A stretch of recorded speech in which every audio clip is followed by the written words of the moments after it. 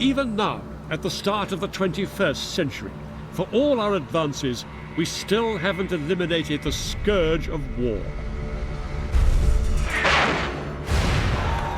In fact, the last 100 years have seen war waged on a greater scale than at any other time in human history. In this new series, my son Dan and I will be examining some of the greatest battles of the 20th century. Battles that have shaped the world we live in today. We'll fly to the Pacific to find out how America turned the tide against Japan. We'll see what remains of the ravaged city of Stalingrad. We'll go to the Far East to visit the battlefields of Vietnam and the front line of the ongoing conflict in Korea, still unresolved to this day. We'll travel to the Falkland Islands, scene of the last war on British territory, and journey to the Middle East to describe battles at the heart of the blighted relationship between Arabs, Israelis, and the Western world. The 20th century saw the most radical transformation ever in how battles were fought. It witnessed the last cavalry charge and the first nuclear bomb. More people, both military and civilian, were killed in the conflicts of the 20th century than in any other. Throughout this series, I'll be finding out what it was like for the soldiers, sailors and airmen who found themselves fighting often thousands of miles away from home. The enemy is not the only challenge in this dark and difficult terrain. And I'll be analysing how the commanders devised new strategies to exploit revolutionary advances in technology. Our series begins here in northern France, at the start of the 20th century, with the most destructive war the world had yet seen. The fighting involved tens of millions of troops from all around the world and led to a greater death toll than any previous war in history. The First World War, the Great War, established the way that battles are fought to this very day. New weapons like tanks and aircraft were used for the first time with devastating effect. There was one battle more than any other that harnessed the power of these new weapons to turn the tide of the war. It was fought here in northeast France on the Western Front in 1918. It was the Battle of Amiens.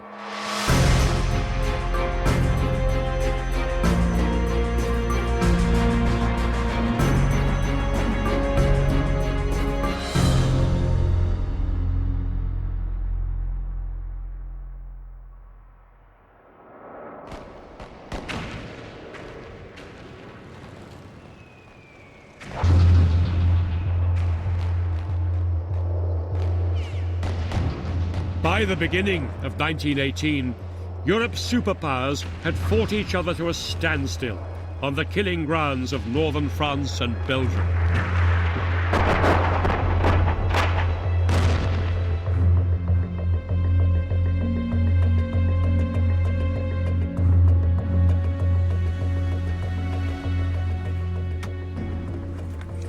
A war that had been supposed to last 6 months had dragged on for 3.5 blood-soaked years.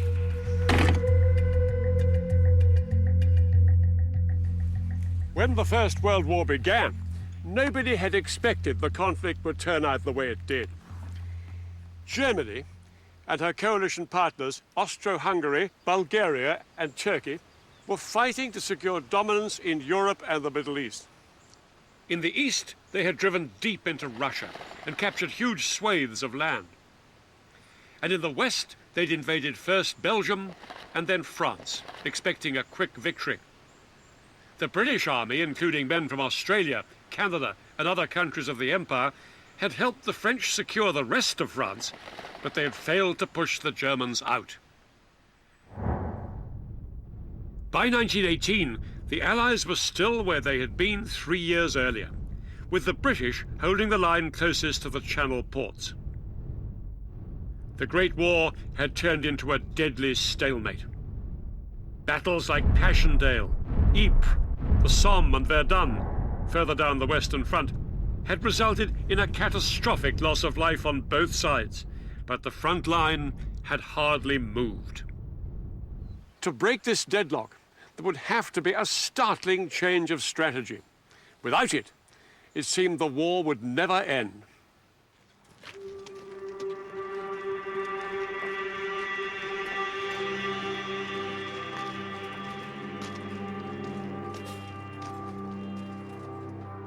The soldiers have been dug in here on the Western Front for the best part of 3 years, and they've been slogging it out in a chain of murderous offensives that seem to them to be pretty futile. Life in these trenches alternated between long periods of mind-numbing boredom and short moments of extreme danger. There was nothing to be seen, only a line of earth and sandbags with occasional pieces of timber lying about. When you get tired of sitting, you can get up and have a peek between the sandbags. But a man can be in the trenches for a year and never have fired a shot. The daily routine in the trenches was made infinitely worse by the fact that months of shelling had destroyed the landscape.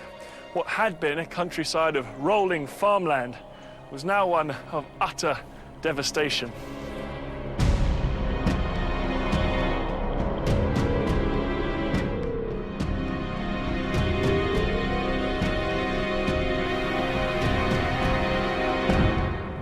For the men living and fighting in these dreadful conditions, it must have often seemed like the war was going to go on forever.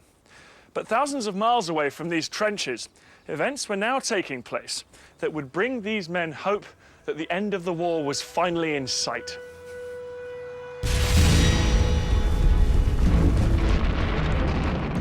Throughout the war, there had been a vicious fight for control of the Atlantic shipping lanes. At first, German U-boats only aimed to sink British vessels.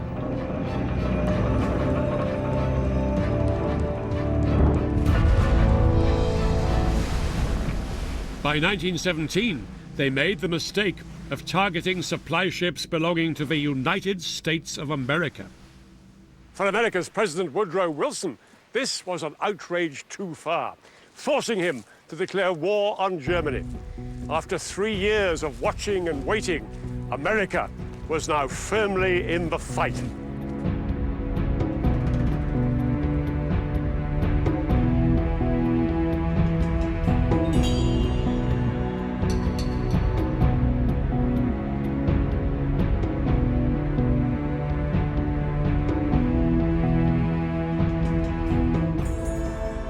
Hundreds of thousands of strong, fresh American troops would soon be arriving in northern France. It was exactly what the exhausted Allied soldiers on the Western Front had been waiting for. With this huge infusion of Americans, the balance of power should shift irreversibly away from the Germans into the Allies' favor.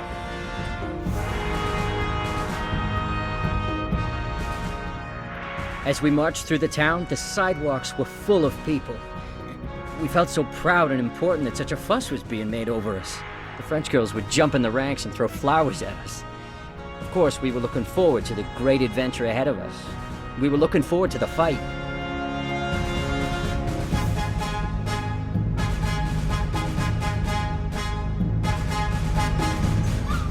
From June 1917, the trickle of Americans arriving in France became a flood. But there was a problem with these American troops, nicknamed doughboys. They were raw, inexperienced recruits. Once they arrived in France, they'd need months of training to get them ready for battle. The fact was, the Allies would have to hold the line against the Germans by themselves for a while longer. And if that was bad news, there was worse to come from the war in the East. Since the beginning of the war, Germany had been locked in battle with Russia on the Eastern Front. But by the beginning of 1918, this had changed dramatically.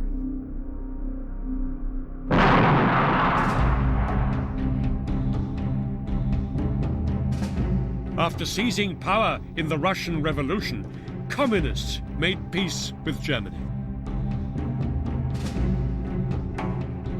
With the war in the East at an end, in early 1918, hundreds of thousands of crack German troops could be freed up to fight on the Western Front. For the time being, the balance of power had swung in favor of the Germans. But if the Germans were to win this war, they had to make their move before the Americans became fully operational. After 3.5 long years, the war had suddenly become a race against time.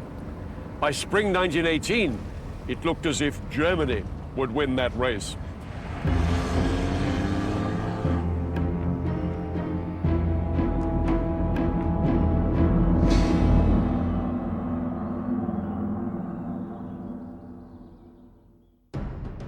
Germany was counting on one man to deliver victory, their chief strategist, Erich Ludendorff.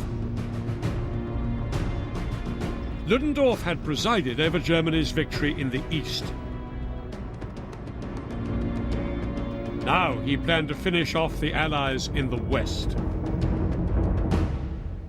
Ludendorff knew this could be Germany's last chance to win the war. Even with freed-up German troops flooding in from the east, Ludendorff still didn't have the manpower to launch a general offensive all along the Western Front. So he decided to focus on one part of the line. If he could push the British back into the sea, the French would be on their own, and the war would be as good as won. He came up with a plan called Kaiserschlacht, the Emperor's Battle. His troops would concentrate their attacks in a series of powerful punches. The first punch was aimed to drive a wedge here, between the British and the French, where the two armies met, just east of the city of Amiens.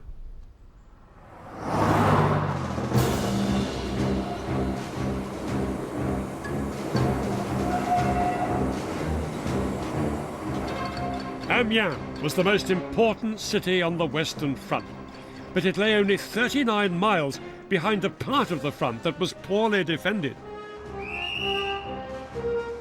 It was a key transport hub, vital for getting supplies and reinforcements up to the Allied trenches.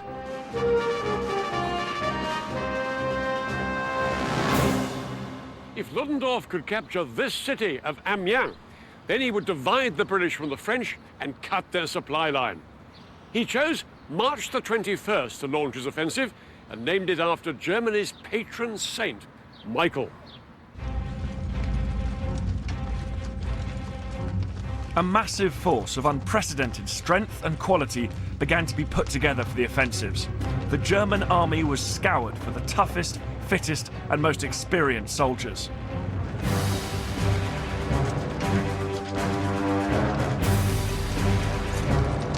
The weak and the old were transferred to the rear.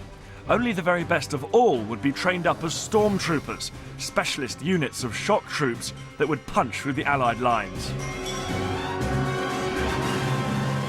The men of the storm battalions were treated like football stars. They lived in comfortable quarters, they did their jobs and disappeared again, and left it to the poor foot sloggers to dig in. It wasn't just fresh troops Ludendorff was counting on. He intended to throw away the old rulebook on how to fight a battle. The front lines ran through these fields just here. This is where I'm standing, 40 miles east of Amiens.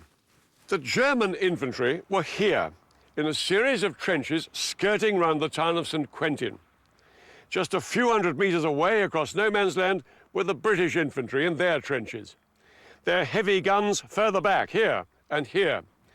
Usually an infantry attack was preceded by a long indiscriminate bombardment, lasting days if not weeks, to clear a path through enemy defenses. The problem was that these long bombardments gave the enemy plenty of warning that an infantry attack was imminent. This time, Ludendorff planned a barrage of just 5 hours, but with more artillery guns than ever before. For the first 2 hours, a mixture of gas and high explosive shells would target the British artillery positions back here. Then they would fire on the British infantry positions further forward. The bombardment would keep the British hunkered down in their trenches. Exactly 5 hours after the bombardment started, the elite force of German stormtroopers would begin their advance. Ludendorff hoped that this artillery fire plan, coupled with the stormtroopers, would cause such mass confusion that the entire British front line would fall apart in just one day. In Ludendorff, the Germans had a strong commander with a clear battle plan. On the Allied side, there was no man in overall charge. The British were led by Field Marshal Douglas Haig. He rarely saw eye to eye with the French Chief of Staff, General Ferdinand Foch. And now there was also the American commander, General John Pershing. There was little sign of coordinated leadership between the Allied commanders, and March 1918 would present them with their greatest challenge so far.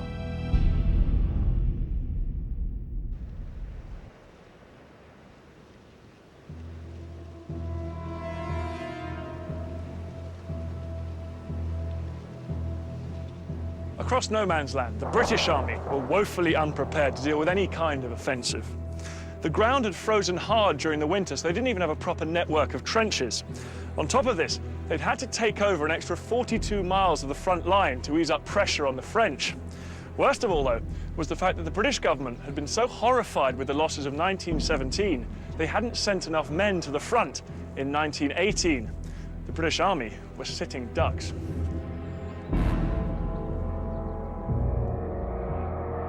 We cannot tell what even the next moment has in store for us. But what will this same spot be when the Germans attack? Bloody inferno. It may happen at any moment. A sudden jump from stillness into hell.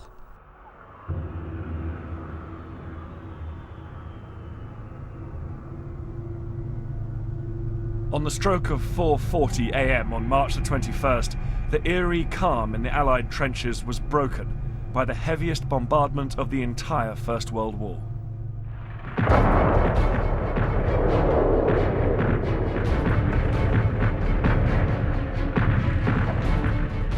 Six and a half thousand guns and 3,500 trench mortars fired virtually simultaneously along a 46-mile front in the greatest concentration of modern firepower to date. Into this brew of high explosive and razor-sharp shrapnel was mixed a concoction of lethal gases which hung in the air for hours, burning the eyes of soldiers and horses.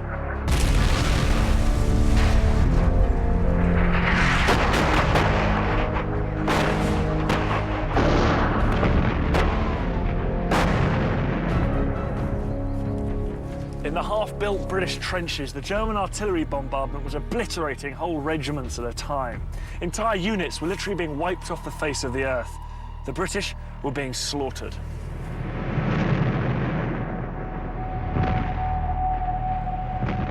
Such hell makes weaklings of the strongest, and no human's nerves or body were ever built to stand such torture, noise, horror, and mental pain.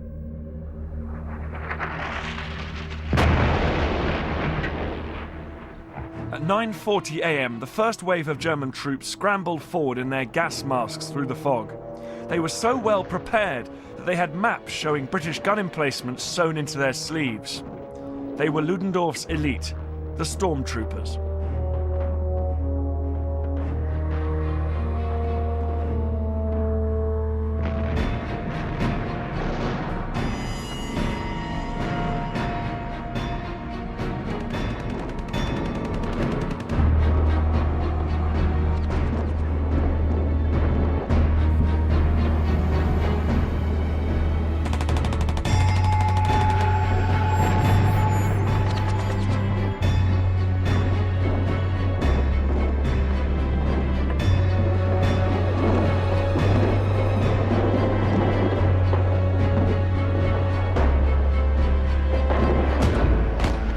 All morning, the stormtroopers forced their way through gaps in the Allied lines, which were already weakened by the artillery barrage.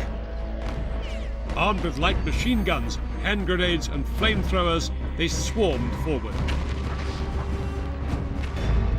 Whenever they came up against particularly stubborn resistance, they'd skirt around it, looking for weak points elsewhere and seeking out the more exposed artillery positions in the rear. The stormtroopers left the job of mopping up any remaining strongpoints to the main infantry force moving up behind.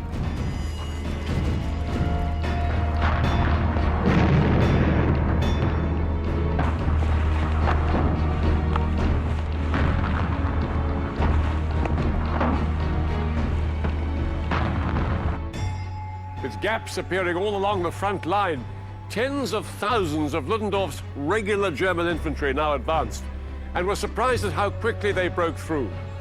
The British had lost control of the situation.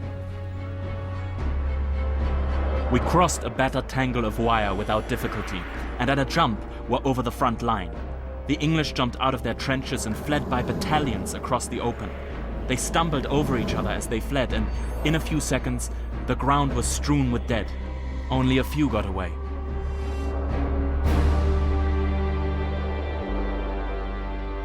Thousands of British troops were cut off and surrounded and forced to surrender to this remorseless attack. Thousands more, suffering from the effects of gassing, coughed and staggered their way to the rear where they hoped to find some shelter. By midday, the British troops facing the attack had lost a third of their number.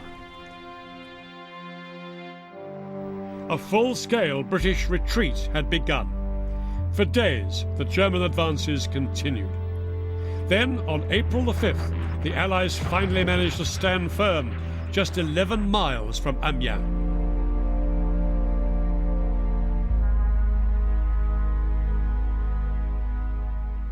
Ludendorff's first offensive had won a remarkable series of territorial gains for the Germans. That village is the furthest they got. Here it is, Villers-Bretonneux. They'd advanced 28 miles and made a massive dent in the British front line. But the British line had not broken. Over the next 8 weeks, Ludendorff launched 4 more offensives. Here, here, here, and here. The last advance took them to within 37 miles of Paris. Each time, the offensives fell short of that crucial breakthrough. Despite everything Ludendorff threw at them, the Allies were holding on.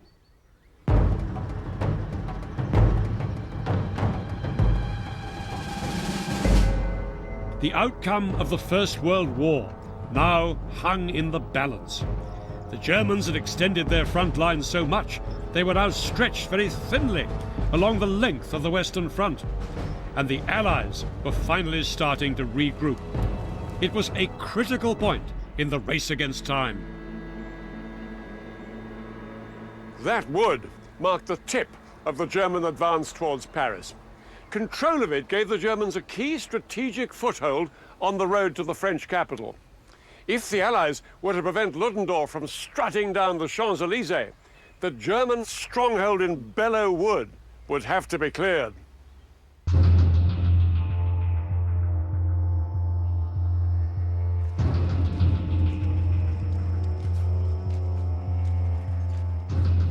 In the blazing heat of June the 6th, Allied troops prepared to start their advance on this wood. But these men weren't British or French. Instead, the task of clearing Belleau Wood had been given to the United States Marine Corps. For the first time in World War I, the Americans were going on the offensive. Even though it had been 14 months since the United States had declared war on Germany, this had not been long enough to master modern tactics. Now the US Marines prepared to retake Belleau Wood in the old-fashioned way, advancing line abreast.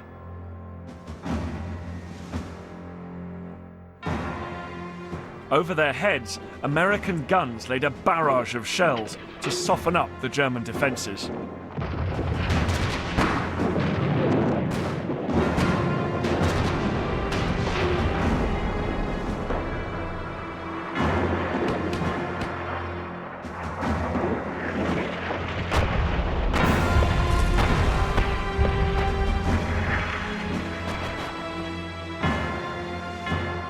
But the advancing Marines were in for a nasty shock. Hidden amongst the tightly packed trees, there were units of dogged German soldiers, veterans of the Russian front. They had the perfect cover for their machine gun nests and interlocking fields of fire. When the Marines got close enough, the Germans let rip.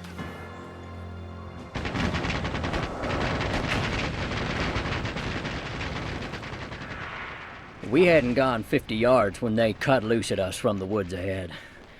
More machine guns than I had ever heard before. I have a vague recollection of urging the whole line on faster. We came to an open wheat field full of red poppies, and here we caught hell. Some of the Marines fought their way through the machine gun fire and managed to establish a small foothold in this forest, but it cost them terrible casualties. Elsewhere on the battlefield, one young American officer was told to retreat by some French troops that were pulling back. He famously said, "Retreat? Hell, we just got here."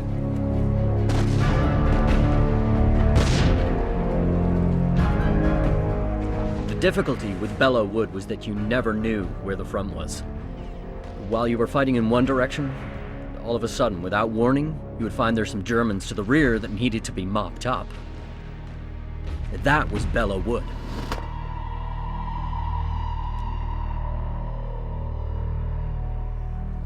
Five times the Marines made headway, 5 times they were beaten back. But on the 6th attempt, the Marines finally prized Belleau Wood away from the German grip. It had been a terrible cost. In their first encounter with the Germans, the US Marine Corps suffered 10,000 casualties.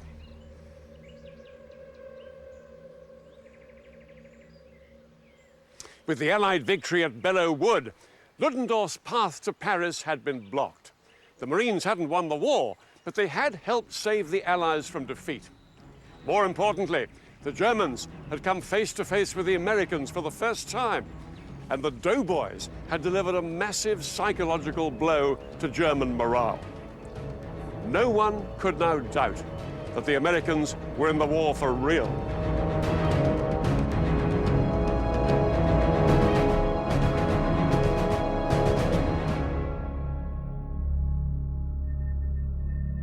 If those in front of us are fair specimens of the average American troops, and if there are as many as they say there are, then goodbye for us.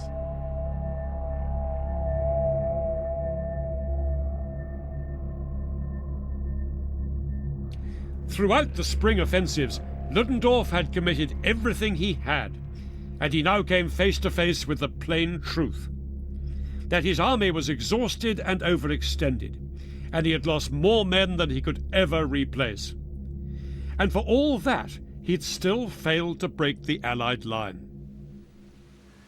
Now the Allies had the opportunity, and they seized it. They would now take the fight to the Germans.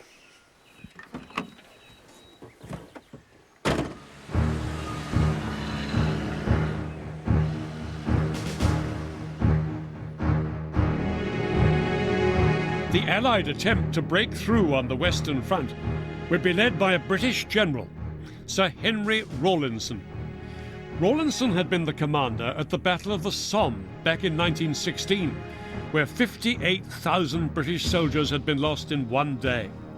This would be his chance to prove he'd learnt the lessons of past battles. The Allies now came up with a plan for a counter-offensive that was one of the most significant initiatives of the war. It was to be a milestone in military history. The idea came in July 1918 at a conference of Allied generals, which offered him a chance to redeem his reputation. His men controlled the ground east of Amiens, where Ludendorff had now thinned out his troops, presenting Rawlinson with a perfect spot for a breakthrough.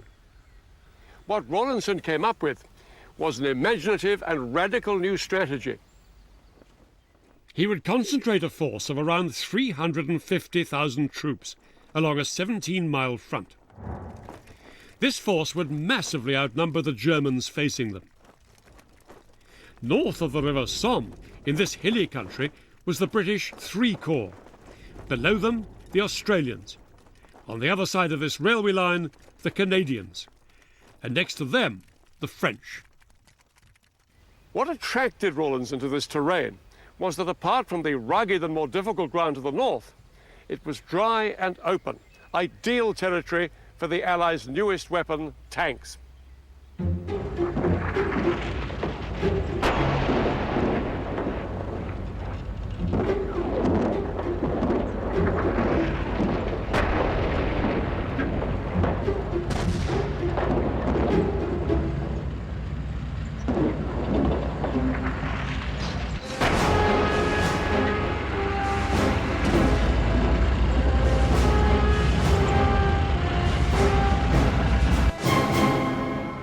Today, tanks and armoured vehicles are one of the most important weapon systems in a modern army. Back in 1918, troops regarded them with quite a lot of suspicion. They were prone to mechanical failure, and they were slow. Their top speed was about 4 miles per hour, and this made them vulnerable to enemy artillery fire.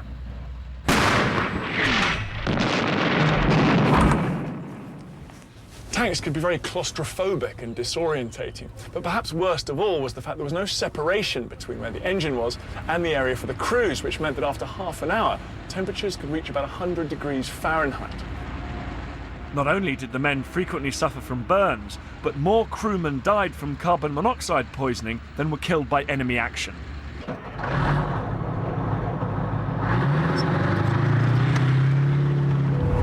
In fact, usually, after just one day of battle, tank crews had to be sent to recover in a field hospital from the experience. But despite this, they did have their advantages. They were invulnerable to machine gun fire, and they could crush barbed wire. Lastly, they put the fear of God into the Germans. The Germans had virtually no tanks, but now they were about to face the greatest concentration of tanks ever assembled on a battlefield. But tanks were only part of Rawlinson's grand design. The Battle of Amiens would use all the resources he had, working closely together, just as they do today.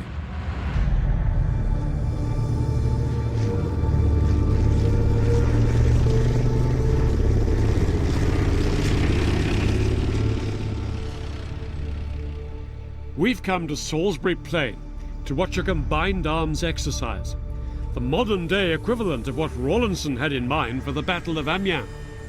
One of the main roles of the tank, and I don't think it's really changed, is actually to help protect the infantry and deliver them onto the enemy position in good order. And that's something the tank does very well indeed. Both tanks and infantry are supported by the big guns of the artillery. Gunners back in 1918 didn't have computers or satellites to help them find the right range. Normally, before a battle, they would fire off test shots, but before the Battle of Amiens, they were ordered to use only maps and mathematics so as not to alert the Germans. 4.57 mil. A battery can drop something like 4.5 tons of explosives onto an area in a very short period of time. So, you know, they're the people that give us a great shock effect on the enemy. Unlike 1918, today's infantry are carried into battle by armoured personnel carriers. But the carriers can only take them so far. In the final stage of an assault, there's no alternative but to get out and go in on foot. Air power is the final component of the all-arms attack. It's crucial that all the different elements work together. Tanks on their own are very, very vulnerable. Likewise, the infantry and everything else. So it's crucial that the tanks, the engineers, the artillery and the air support all work together to destroy the enemy positions. So as Rawlinson approached the Battle of Amiens, he had a quite new system of weapon systems, tactics and everything. It's all arms cooperation. That's right, and although the weapons and the vehicles have become much more technologically advanced over the years, the basic tactics that they used back in 1918 haven't really changed a great deal.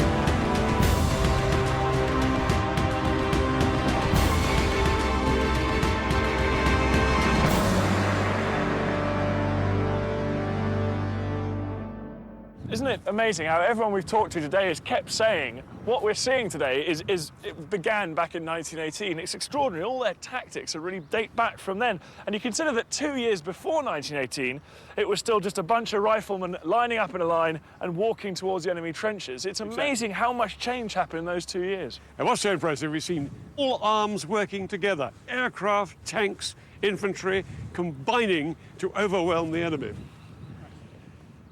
August 1918 would be the first time in history that all available weapons were coordinated on such a scale.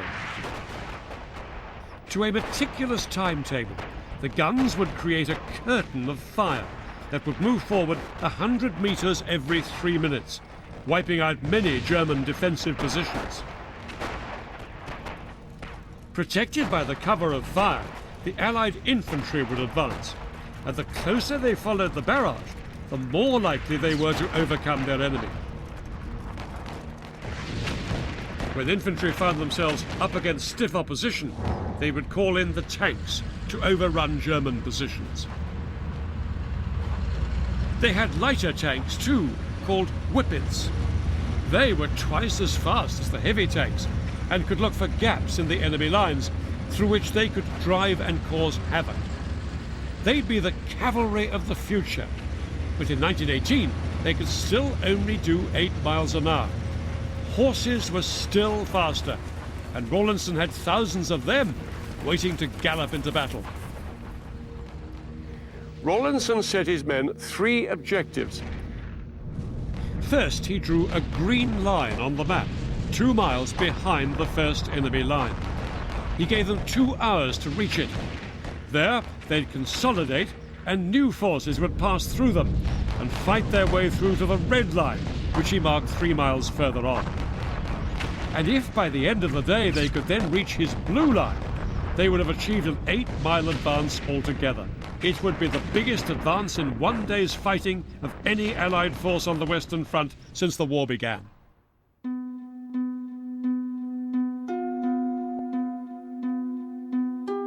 In early August, Amiens was a ghost town. The population had been evacuated during the Ludendorff offensives. Now, the city was only 11 miles behind the front line, and no civilians had been allowed to return. The only people here were military, and there were more of them on their way. The troop build-up was hidden by a shroud of secrecy. The element of surprise was essential if the British plan was to succeed. Sand was even laid down on some of the deserted roads to deaden the sound of the troops and artillery massing in and around the city. And hundreds of tanks were hidden on the banks of the tree-lined canals.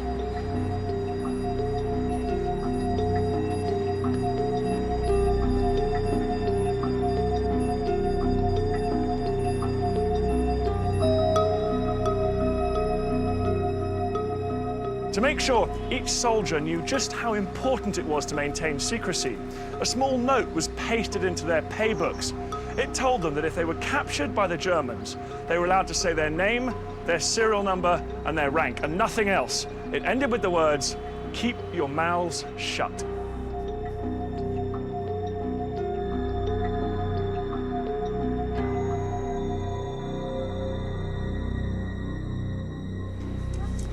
A few days before the battle began, reports reached German commanders that unusual noise had been heard outside Amiens, perhaps signifying an Allied build-up. But Ludendorff discounted these reports. There is nothing, he said, to justify this apprehension, as long as our troops are vigilant and do their duty. Rawlinson's obsessive secrecy was paying off.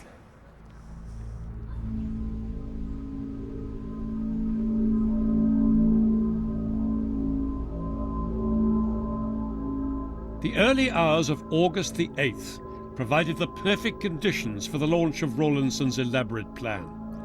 It was a moonless night, and from the river valleys, a ground mist provided valuable cover for the tanks rumbling into position.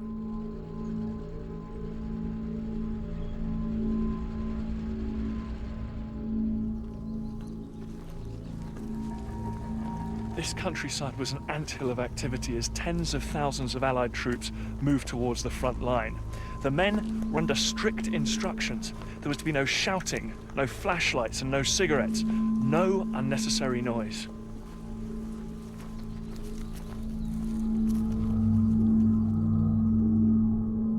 The silence played on our nerves a bit.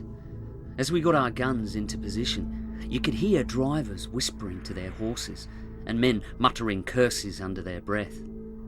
And still the silence persisted. 0 hour was set at 4:20 a.m., the hour before dawn. As it approached, all was silent.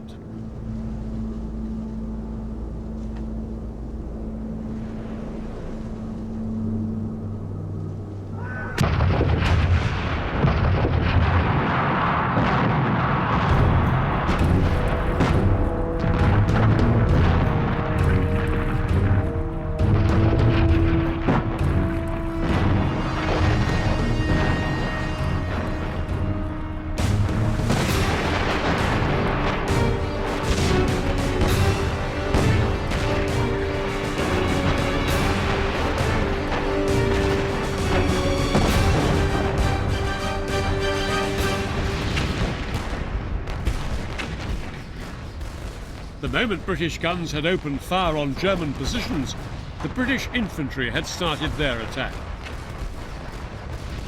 The creeping barrage which the advancing foot soldiers now hugged as closely as possible was delivered by 700 heavy guns.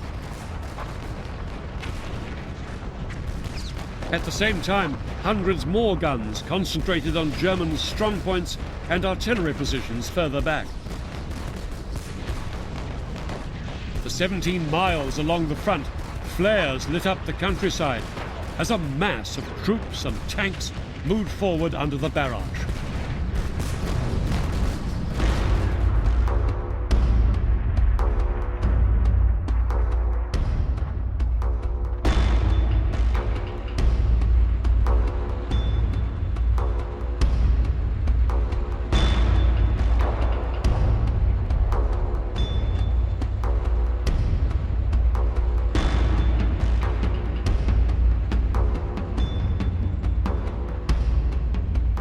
As the British, Canadian and Australian infantry advanced, the early morning fog was so thick they could only see about 10 yards in front of them. It was made even murkier by the smoke from the exploding artillery shells.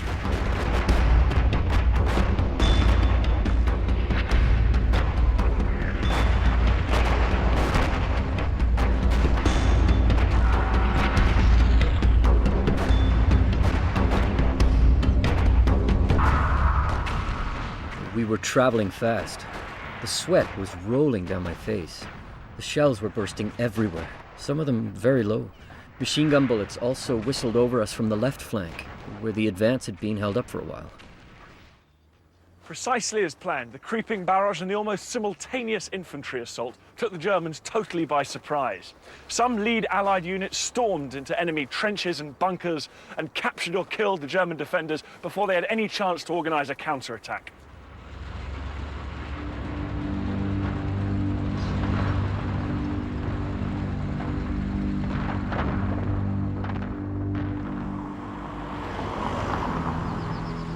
At 6:30 a.m., this village of Marcel Cave became the target of the Canadian infantry, but they could make little headway against well-dug-in German machine guns.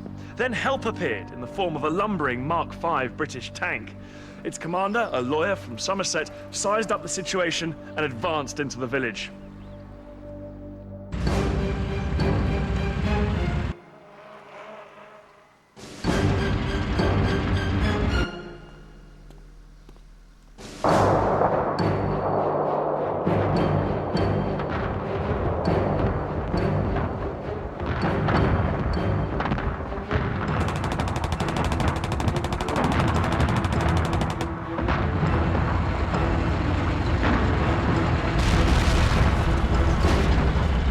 Some of the German positions were blasted away by the tank's 6-pound guns. The rest were crushed under its tracks. It was all over in about half an hour, and the tank commander handed the village over to the Allied infantry, but not until, in typical lawyer-like fashion, he'd received a receipt. The village of Marcel-Cave was now officially in Allied hands.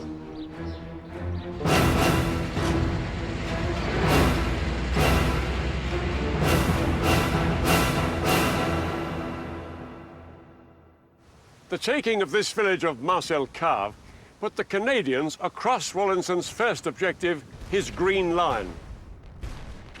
British soldiers operating north of the River Somme had been given less distance to cover because they were fighting on rougher terrain. But about 3 hours into the battle, most of Rawlinson's units had reached their objectives.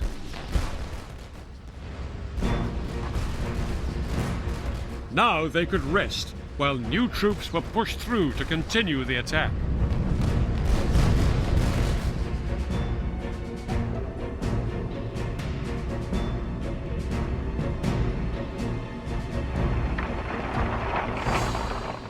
By around 9 a.m., the fog was beginning to lift right the way across the wide battlefield, and Rawlinson was now able to employ his final weapon in his armory: aircraft. The Royal Air Force, barely a few months old, sent in 600 fighters and bombers to provide close air support to the Allied infantry.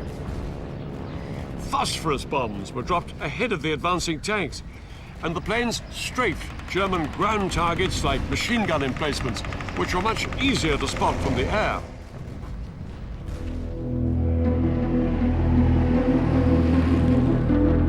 Low-flying planes ate away at German morale.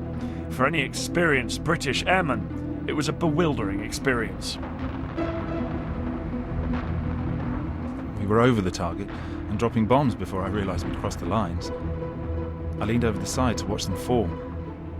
You ever look down from a high building and felt as though you must throw yourself down? I had to turn away.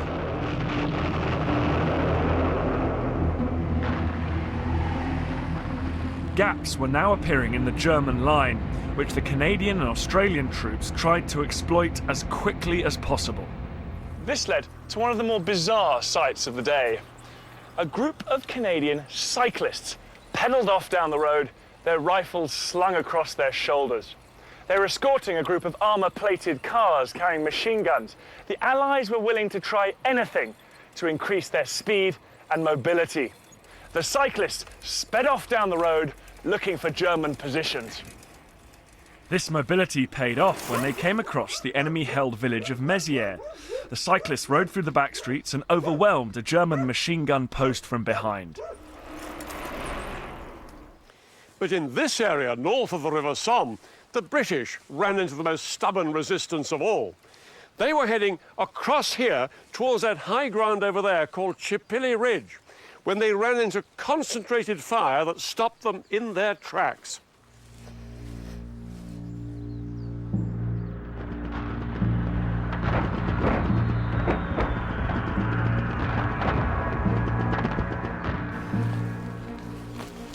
The British troops didn't have that many tanks supporting them because the terrain on this side of the Somme was unsuitable. To make matters worse, these men had borne the brunt of months of heavy fighting and they were weakened and exhausted.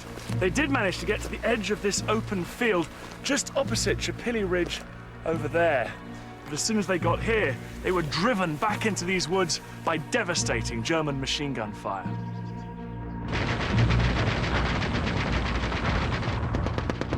The British north of the Somme were pinned down in front of Chipilly Ridge. But to the south of the river, Rawlinson's plan was ahead of schedule. By late morning, most of his men had reached the second objective, the Red Line.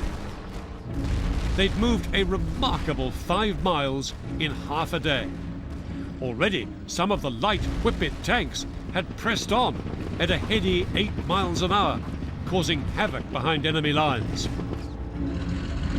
The exploits of one of these tanks, nicknamed Musical Box, would pass into legend.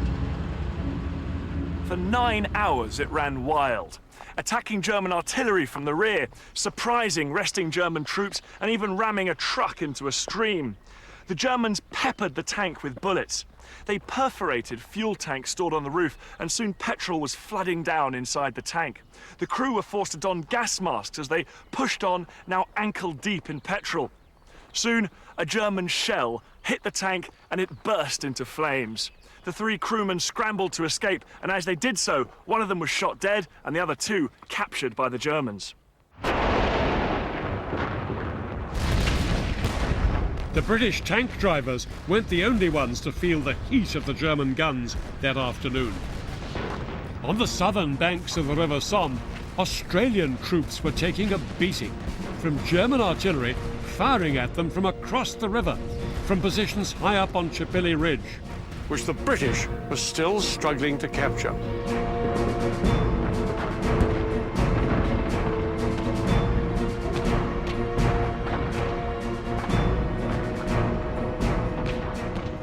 Hours after the British were supposed to have captured this vital sector of the north bank of the Somme, the area was still in German hands.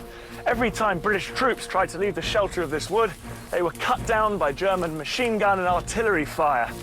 The prospects for advancing any further looked grim, and it wasn't until the next day that Allied troops finally managed to secure the north bank of the Somme. But on this first day of battle, August the 8th, Rawlinson's units south of the River Somme were pushing deeper and faster into German-held territory than ever before. To keep up the pace of his advance, Rawlinson ordered his horsemen to go into the front line. 2 entire cavalry divisions, over 20,000 horsemen, now moved up to the front through the infantry to begin the attack on the final objective, the Blue Line.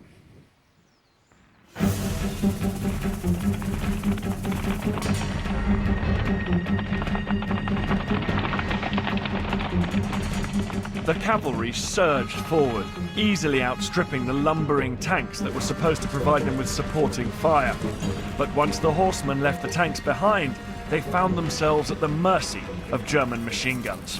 One group of horsemen left this village of Beaucourt and ran into lethal fire from that wood over there. Men and horses crashed to the ground, the surviving horses stampeded.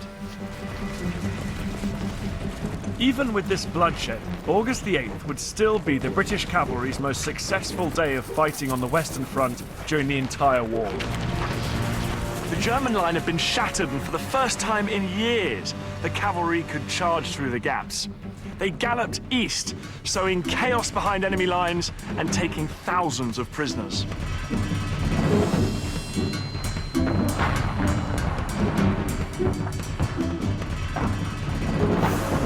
By noon, it was clear that enemy resistance was confined to a few small pockets. Everywhere else, their positions were collapsing.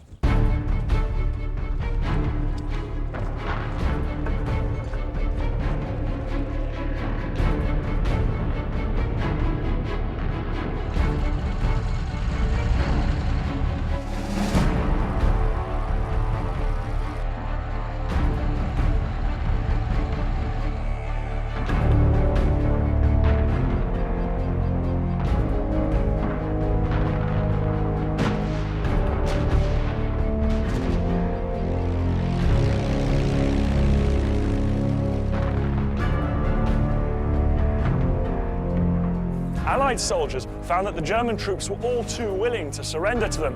In fact, one lone Australian was nearly overwhelmed when 100 Germans tried to give themselves up.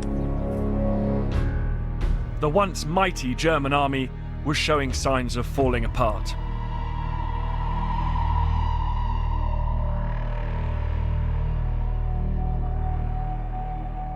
The Germans were surrendering everywhere. You could feel the hair pricking up on your spine with excitement because we knew it was going to be the end of the war. Ludendorff lost more ground to the Allies on the first day of the Battle of Amiens than on almost any other day in the war on the Western Front.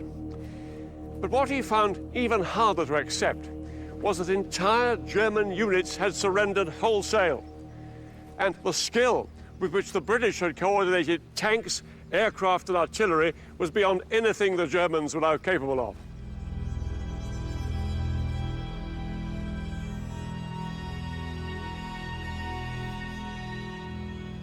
The morale and discipline of the German fighting machine had cracked. Ludendorff later called August the 8th the blackest day for the German army in this war. He had a nervous breakdown and told the Kaiser the war must be brought to an end.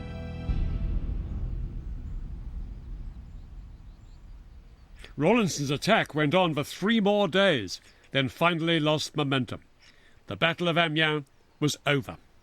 But it earned Rawlinson a place in military history as the man who used new technology and tactics to liberate warfare from the tyranny of the trenches.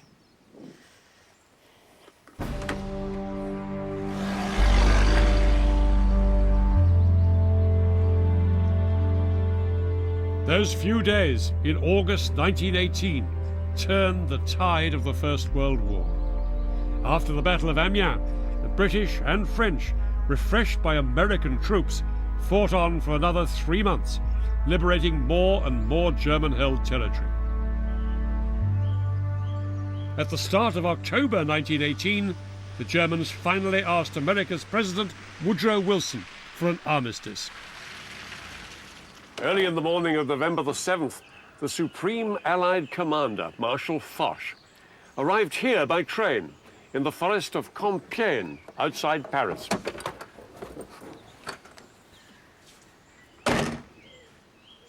Just after 5 a.m. on the 11th of November, the leader of the German delegation signed the armistice document. It would take effect at 11 that morning.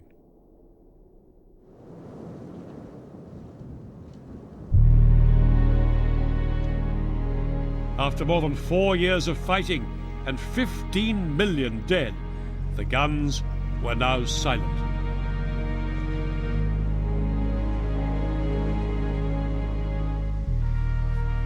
A new world order emerged from the First World War. A world without Kaisers in Germany or Tsars in Russia. A world with new systems of government like communism and new countries like Yugoslavia and Iraq. And with it, this new order brought new tensions and rivalries that would plague the world for the rest of the 20th century.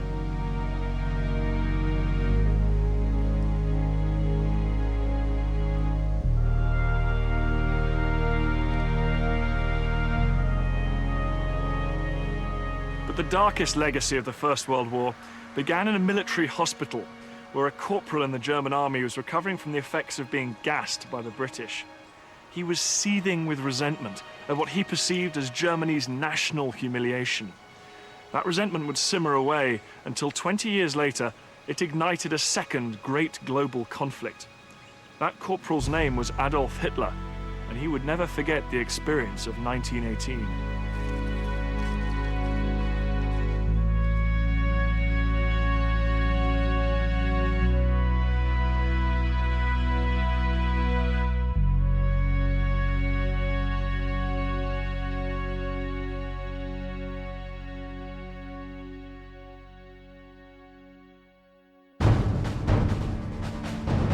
Next time, in 1942, these Pacific islands were at the heart of a battle between America and Japan. I'll be looking at how a new form of warfare at sea demanded split-second decisions from the commanders. And I'll be revealing the risks taken by servicemen and learning the skills they needed to survive. This titanic struggle took place over just one day. It was the Battle of Midway.